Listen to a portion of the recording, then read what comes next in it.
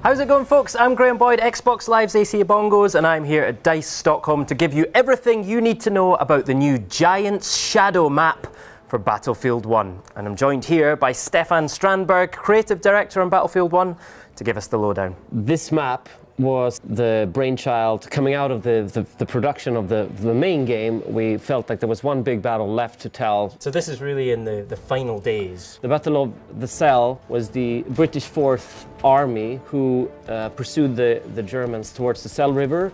The fighting there included just house-to-house fighting as well as tanks along the railway tracks, which I think we don't have in the main game as much as we wanted to.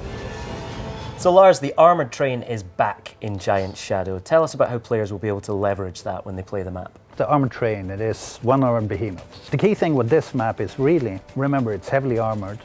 You should fill it up, you know, a lone wolf in it won't really do it. Remember that you have the ranged and alternate weapons to go at the enemies and kind of soften them up before you roll in. Are there any particular points in the map that are good places for players attacking the train to swarm it and take it down? It is really at the sea flag near the downed airship where, yes, you have the advantage of now you manage to work your way up, you're holding sea, but also there is so much rubble, kind of downed debris and everything from that airship that it's super hard to see what is coming up lurking in the shadows and amongst the flames.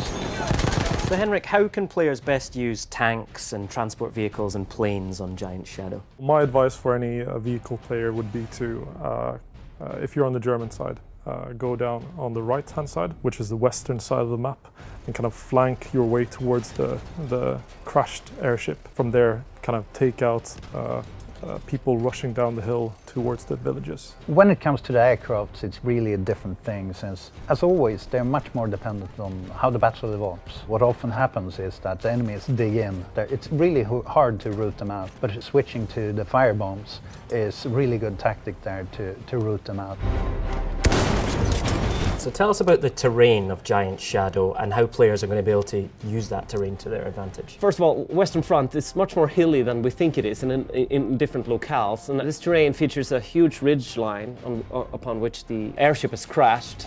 And then the train tracks actually goes along the river edge and through the incredible giant that lies there. And that in itself is a place for some really interesting fighting. And the airship itself is clearly kind of the icon of this map. It's a kind of the landmark which you see wherever you are in the map. So it's something that's always in your line of sight.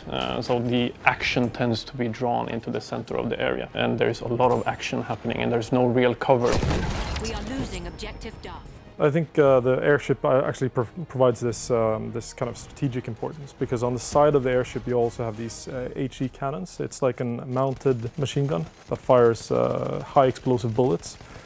So if you capture this and hold this, it's going to be really, really difficult for the enemy to kind of overtake you and take over the airship. What for you are some of the key landmarks or strategic points that you think players will really latch onto? I think some key landmarks is obviously the ending of it, which is a railway hub that we've built out to a much larger extent. We wanted to, as a part of the map, create an area where you have more of the kind of hallway corridor gameplay. So people playing in the railway section of this map will recognize it from earlier maps like the Norsa Canals from Battlefield 3, for example. And you're also introducing a new weapon into Giant's Shadow. Can you tell us more about that? Yes, we do. It's the grenade crossbow. It goes for the support class, so basically anyone playing support can equip it. The beauty of it is really that it's one of the more silent weapons, of course, but with enormous punch. So using it wisely, you know, used to engage over distance, I think it's a good contribution both to that class and also the dynamics of the battle overall.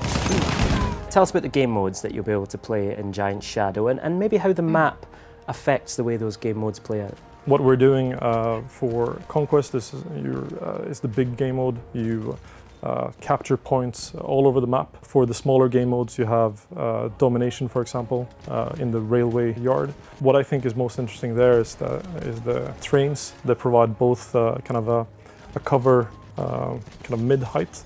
So you can both duck down underneath and shoot people in their feet and also stand above them and try to snipe behind them. All right, Stefan, can't wait to play Giant Shadow. For premium, people who pre-ordered, and for deluxe edition owners, when can they play? 13th of December. And for everyone else? 20th of December. Fantastic. Stefan, thank you so much. I hope you really enjoyed Giant Shadow. Sounds like an incredible map. Can't wait to fight around that airship. We'll see you soon.